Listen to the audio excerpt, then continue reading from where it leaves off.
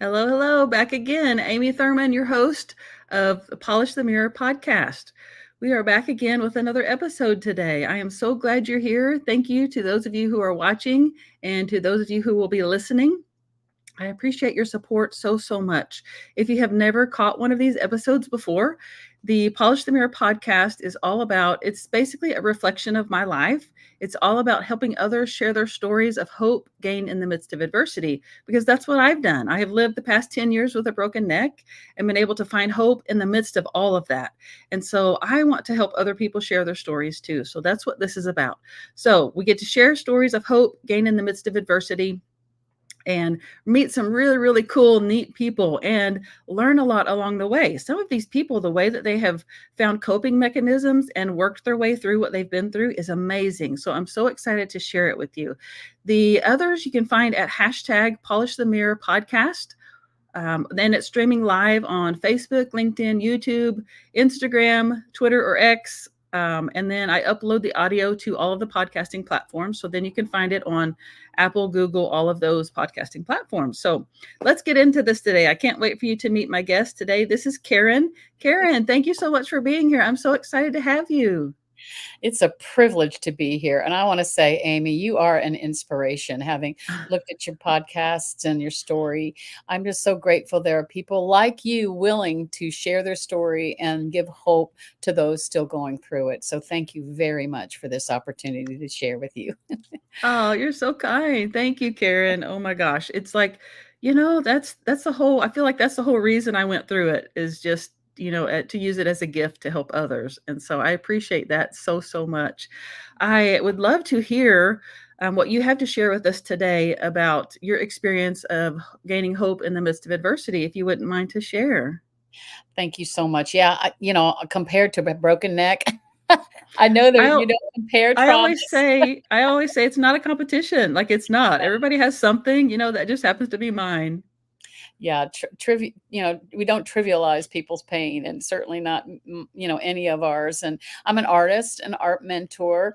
I'm in the arts as an actor, filmmaker, author, and just basically creativity specialist. I've been doing it for decades, and part of my story is rejection. And we with right brain people, creatives, we operate out of that very sensitive part of our souls, the intuitive, imaginative, inspirational part. And it's very sensitive. We're working with the way, smell, taste, touch, and even you as a creative podcaster, you're operating in this arena.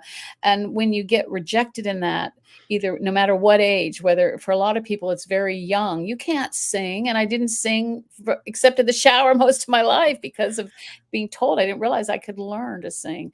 I Wow. wanted to be an actor on stage and Broadway and musicals, and it just kind of stifled that part of my career.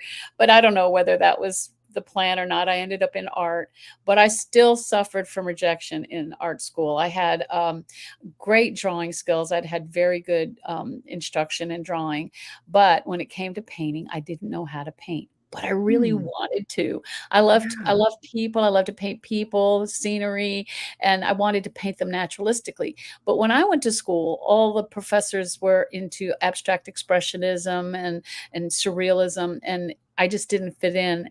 And I didn't realize that when I was in painting school, and all of these professors, I took 4 different courses with 4 different professors, and they all basically used 4-letter words to describe my art and my painting. Oh my No matter gosh. what I did, they just told me I couldn't paint. I needed to go into Wow. sculpture. So for graduate school, I did switch to sculpture and ceramics, which I still love. But inside, I really wanted to paint.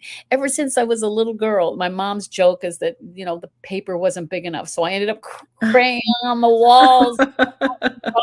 What she didn't know is eventually people would pay me to paint on their walls because I became a muralist. So I that's a love that. I know, but at that time, I was so completely discouraged. I believed their words. I believed what they said about me. And many of you may also have had experiences where you were told you can't draw, you can't paint, you can't sing, you can't play, you can't dance, whatever it was in these creative arenas, you can't write. One of my sons was so struggled with dyslexia and ADHD, and reading was such a trial for him. And so now, as he worked through it, and now he teaches English. He lives in Germany, Oh my teaches English, gosh. and he writes stories so imaginatively and beautifully. It's like, you know what? He overcame those limitations, and instead of giving up, found his purpose and place in it.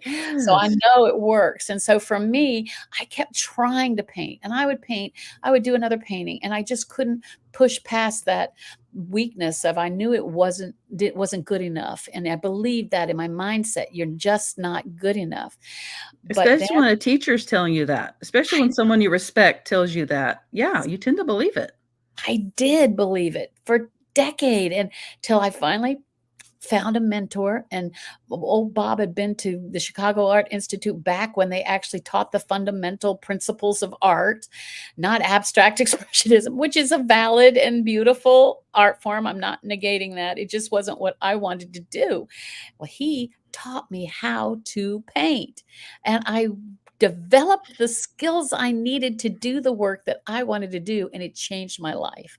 So I Wow. really thank God for him, and became a award-winning painter. I've been able to support my family through the years painting, and it's been a joy to learn. And so not only did his efforts make me a better painter, but it made me a better teacher, because I love seeing students develop their skills to be able to do what they want to do and be inspired. So those of you, and I've been devoting my career this last couple of years to really researching the science behind what I was already seeing, the healing power of art. It's miraculous.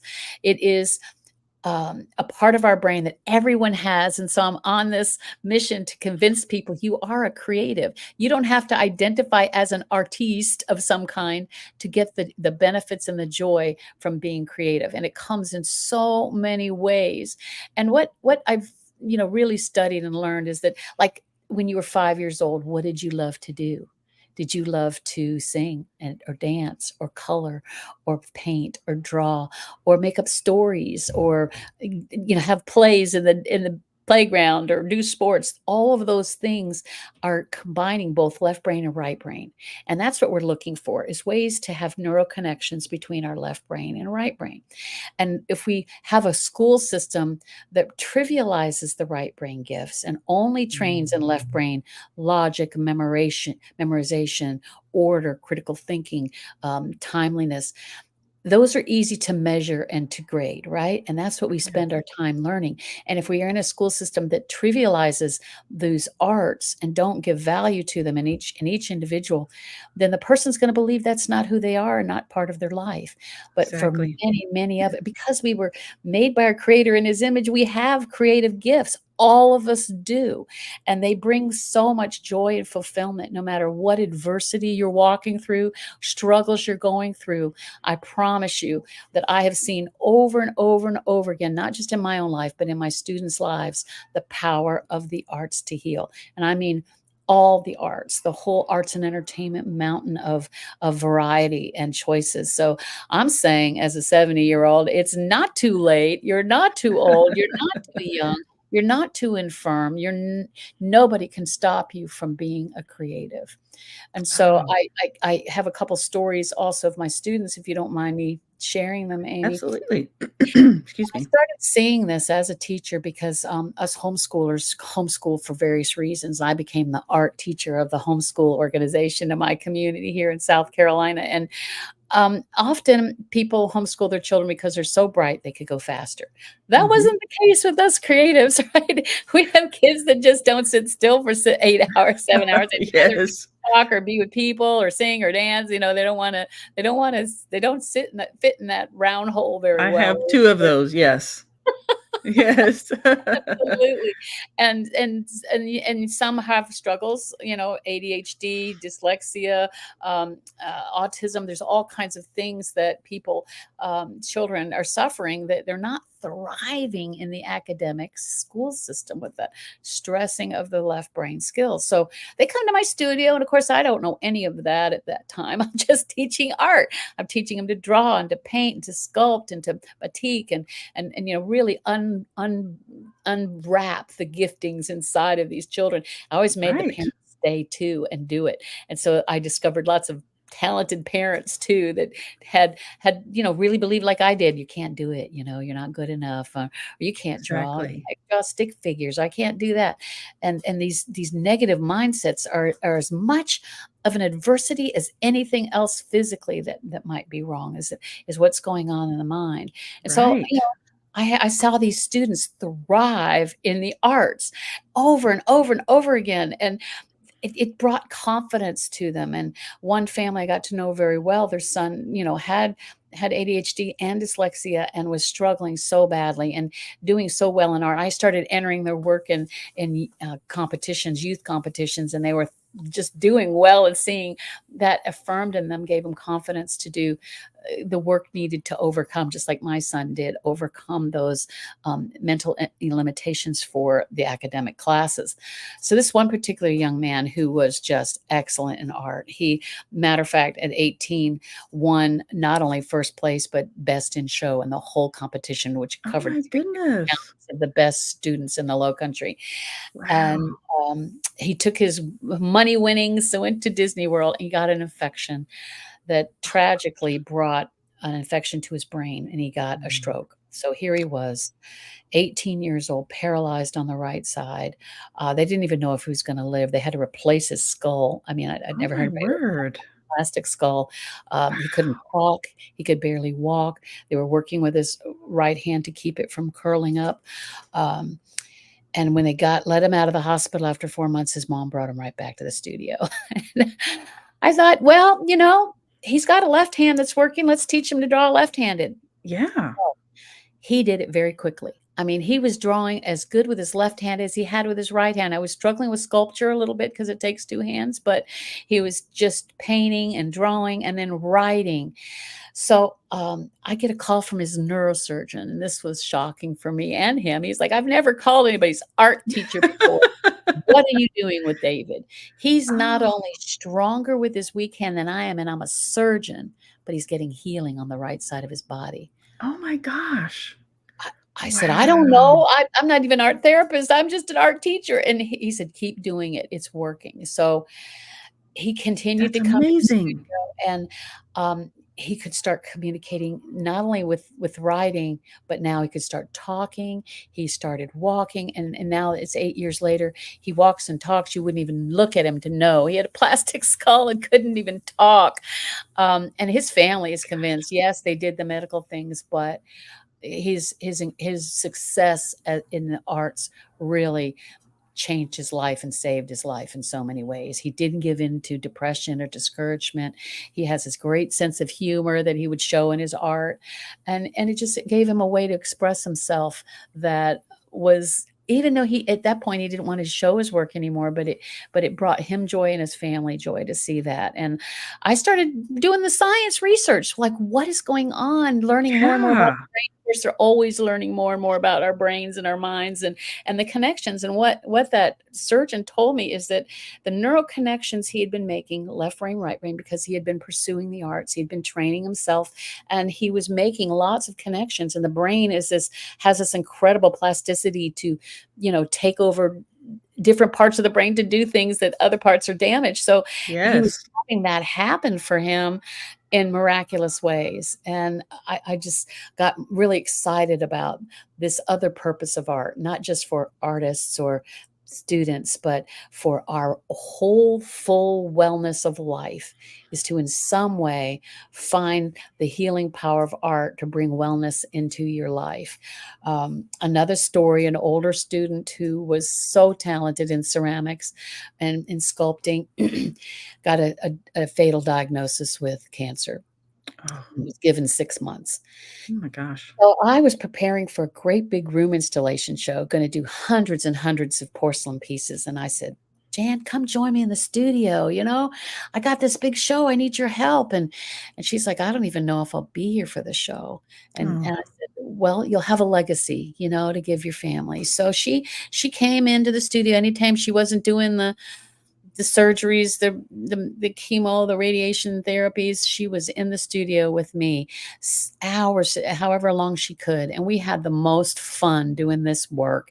And sure enough, 9 months later, during the show, she was there with me. And she, right after that, entered remission. And now, years later, she is completely cancer free.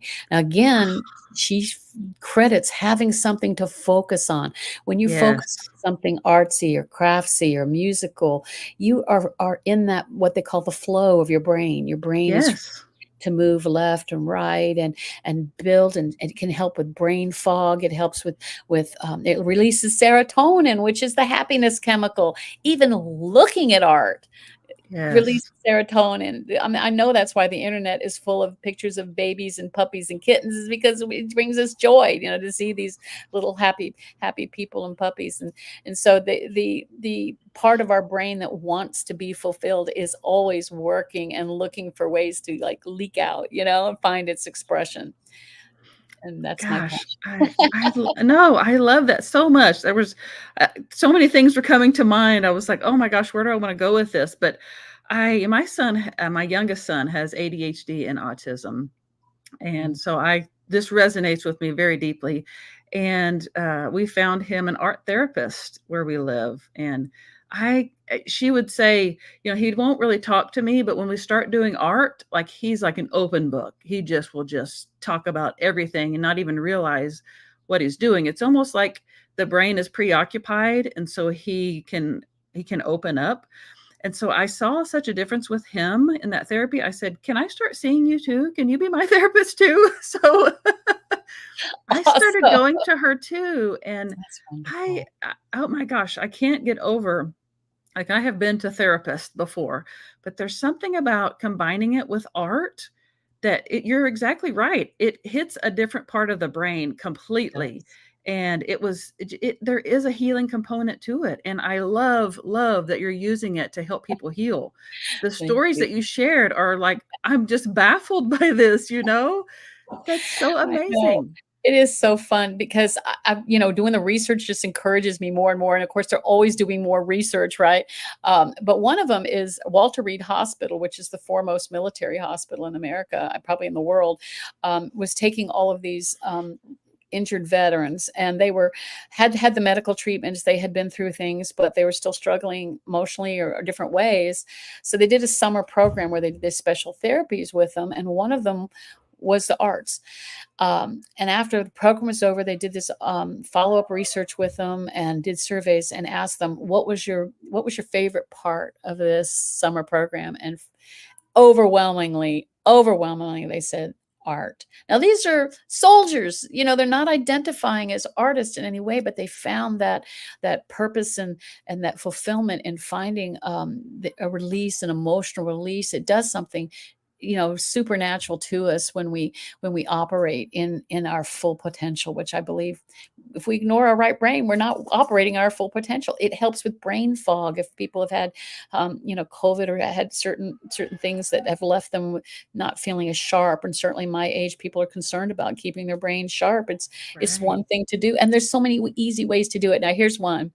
Now, this is so cool. They did a study of people who sing in the shower. I love this because, like you said, Amy, they're not thinking about work. They're not trying to problem solve. They're letting their left brain kind of rest as they scrub a dub dub, and they're just singing along their favorite song, whatever, and they get out feeling good. Now, they've just released serotonin, the happiness chemical. They're feeling warm from the shower, and they get an idea. Maybe it's a creative idea. Yes. Maybe it's solving something they hadn't, a different way of seeing something, a different perspective. And they're not even making the connection. Well, you were engaging your right brain brilliance and singing in the shower while your left brain was just waiting for that input to make these neural connections. I just think it's so cool. So sing Yeah, in the shower. I It's an easy way to engage your I right brain.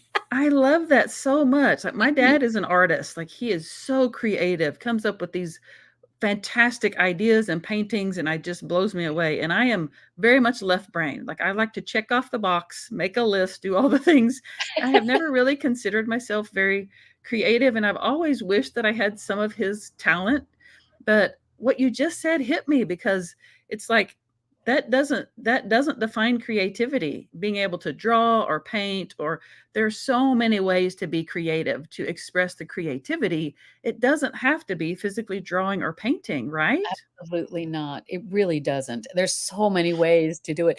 People that were into sports, one of the first exercises I do with my students when I'm teaching to draw is to throw and catch a ball, because eye hand coordination is the same whether you're going to be doing sports or you're going to be doing art.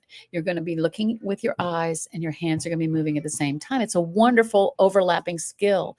Um, Arts translate. My husband was a master gardener, and taking painting classes enabled him to design colors with his beds, his flower beds, and the way that he worked. And even our son does that now. He's a landscape carpenter or contractor that does the big jobs in people's gardens, beautiful homes with beautiful gardens, and all the lessons he had.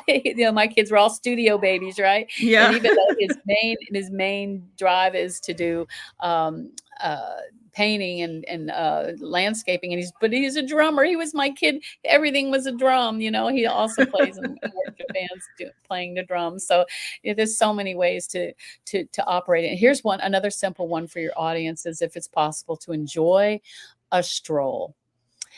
It's not Fitbit time counting your steps, although they may count. I don't know. Even if you're wheelchair bound, just get outside and enjoy the atmosphere, whatever's around you. See the people, see the dogs walking, hear the children playing, hear the birds singing, smell the flowers blooming. Notice the sunset. They said people that watch sunsets, they get that same serotonin boost, of just enjoying. We had a gorgeous sunset last night, and I saw neighbors too, just watching those colors as they exploded across the sky, or just gently bloomed is almost the way it looks. The colors just kind of bloom as the sun goes down.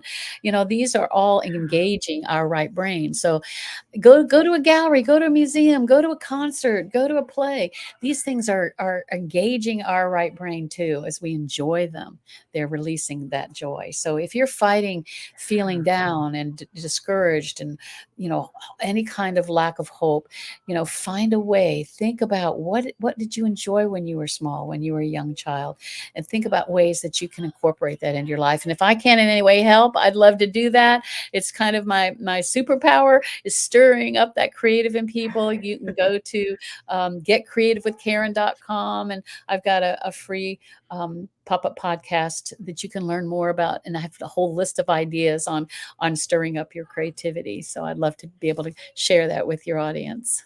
Yeah, of course. Thank you. I love that you're talking about how to just incorporate it into your life naturally, because when I think of like art or being creative, I think of having, like you said, having to go to a class, having to sit down and do all the things. But when you're talking, I was just thinking about, like, we have a couple chickens, and so I just will let the chickens out of the pen and I will just sit there and I'll watch them. And that is so, I never thought about it as being something creative, but I've learned a lot from them because I watch them interact with each other. Chickens are fascinating creatures. They really are. And then you get the added benefits of those wonderful fresh organic eggs. They're Yes, so good for you too. Yeah, I love exactly that right. practical Yes. thing. It is Yes. it's something that's been so neglected. And if you do have a trauma base hindrance in your own mindset, it's something to really really look at and say, don't do this because someone told me I couldn't, and why do they still have power over me? I need healing in that right brain part of us. Right brain, I'm so Yeah. sorry. I came into agreement with them and they were wrong. I mean, Right. most of our goals can still happen. Maybe we can't be a prima ballerina at our age, but maybe we can still take ballroom dancing classes, or um, you know, support the ballet companies or dance companies. They always need support, or go and watch people doing ballet or doing ballroom dancing. It's fun. It's a great activity. And there's a part of us that loves being in community, and Yes. there's so many ways to do it. Or some people on their walks, they'll bring their sketchbook or they'll bring their notebook and take notes, because just like coming out of the shower, have your ideas coming, bring them. Or people, when they first wake up in the morning and their brain has been resting, they'll have some ideas. I know that's usually when That's I get some me some too. solutions is when I wake up. So take note of it, because that's your creative right brain working for you. And you have one, and I'm convinced everyone is a creative. I love that. Now, tell me where you're located. I don't think we talked about that. Yeah, I'm in the Charleston, South Carolina area. I live in the suburbs of Charleston and Somerville and live near the ocean. It's a So very artsy beautiful. town. There's a lot of history. It draws me because they spent a lot of time through the decades working on rebuilding the old homes to make them, pristine and pretty. And I've done a lot of work in some of those houses myself. My husband and I had a painting business for years, and we got to work in some of these beautiful mansions Oh, downtown. And wow. it has a lot of good food, a lot of good. And that's another one, is cooking. Some people use cooking as a way to be creative. I think that's why we Yeah. love those cooking shows and those survivor shows, is we're watching people come up with creative solutions to problems. They're problem solving. My girlfriend loves The Great Race, and it's always they're in a new culture and environment. They're finding ways to problem solve outside of their normal areas of expertise. So that's what we love about them, because they're people using that part of their brain. So we can too. We all Yeah. can. Oh, so good. So, do you offer classes where you're located there in South Carolina? I do. I have some live classes, but most of my classes now are online. I teach in a college in South Carolina. It's a more rural school. My students, I realized, were not thriving using the textbooks they gave me. So in 2020, I wrote a textbook specifically for my students. It's a 600-page book with 1,800 images. Some of them will Oh, never read the book, but they'll look at the pictures. but I it's mean, there, by golly. it is, and they're gonna look at some beautiful art, and they're gonna Oh, see the rich history of our Western art. They're gonna have their creativity stirred up because they have to draw. I make them do it. How do you art history appreciation? How do you appreciate if you don't try it? Make them try it, and I create a no criticism zone. That right brain is too sensitive. No criticism. We have to let that right brain bully shut up. And whatever yeah. beliefs we have, let it shut up, and let this be a chance to try and give yourself the same grace you would a child trying it for the first time, however old you are. So they have to do it, and experiment and try and see what gifts can come forth. And they will also have to select an artist. I have a whole part of it that is all local or contemporary artists that maybe have work that they can relate to. I have a great deal of ethnic variety in my classes, so I try to have something for everyone to be able to relate to. And as a result, I think that more and more of them are enjoying their experience in art. When I hear they took art and it was terrible and they hated it and it was boring, I'm like, what? No. Art is boring. Learning about art history was boring. That's the teacher's fault. So now I've got a Yeah. book that my students enjoy, and just learn from. Hopefully, take something from their one experience in the arts, and get an Yeah. opinion about what they like. That was the other thing: is select an art that you like and why. Let's talk about what about it draws you. Is it the content? Is it the colors? Is it the forms? Is it give them a vocabulary to describe what they've learned. So, yeah, That's it's so part of good. my mission, and it's all Oh my online gosh. now. I That's think. amazing. And they can find that at your website? Yep, yep, yep. Okay. If they go to That's good. they connect with Okay, me. so I'm including your website. I included it in the description with all of these that it will allow Okay. me to include, and it will be in the show notes of the podcasting platforms. And perfect segue into my book that's releasing in a week or so. That you're talking about people telling you things and you believe them. My book is called Finding My Hero Within. It's my journey from incapacitation to empowerment, and I talk about that in the book, about how we are our own heroes. Like, we have what we need inside of us, and we bully ourselves, but we don't have to do that. And so I bring attention to that. I call attention to that, and I talk about how I was able to find my own hero within, by all the things that I have been through. And I give a little bit of tips in there on how to do it for yourself too. So if you're interested in learning more about that, you can go to my website. It's getamyshelp.com. That's GETAMYSHELP.com. And you can sign up there for the pre-order.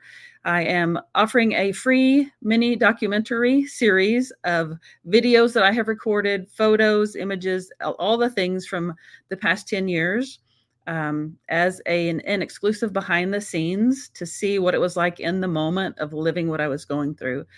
So Wow. that's free to all of the pre-launch purchasers. And if you have questions, let me know. I am happy to talk about that and help in any way. And again, Karen's website is getcreativewithkaren.com. Go check that out. Connect with her. Are your social media links on your website as well? Good question. I'm Okay. Karen DeLoach Art with Facebook. I'm on that mostly. I post a lot there. Okay. Yeah. Well, I will make sure You're in the creative description. with your being an author is creative too. Congratulations. I never thought about that. It really is. Thank It you. I'm really so is. excited. It's been a Plus tough brain thing. connections. That's awesome. Yeah. So Yeah. congratulations, Amy. That's Thank wonderful. you. Well, I will be sure to tag you in the descriptions of all of these that it will allow me to, so that they can connect with you on social media too. Thank So, you. Thank you. All right. Well, Karen, thank you so much for being here. It has been such a my pleasure pleasure. and an honor. I am just so thankful. Me too. Thank you so much. God bless you. You're welcome. Bye-bye. I know you got to get to a class, so I will let you go. You can, thank you. All righty. Bye-bye. All right. Bye-bye. For those of you still watching, thank you again for watching. Thank you for listening. If you have found this helpful and think it will be helpful for others, please leave us a 5-star review on the podcasting platforms. That helps us be able to reach more people with these stories of hope, with stories like Karen shared of ways that we can find our creativity and ways that we can find healing we're natural, that we can do naturally. So I would appreciate that. If you're watching this live and would like to share it, that will help us reach more people too. If you are interested in being on the podcast, I do have a waiting list at this time, but I am still taking applications. You can find that link on my website as well. So thanks again for watching. Thanks for being here. # Polish the Mirror podcast to catch the others. And I will see you again next week. Bye.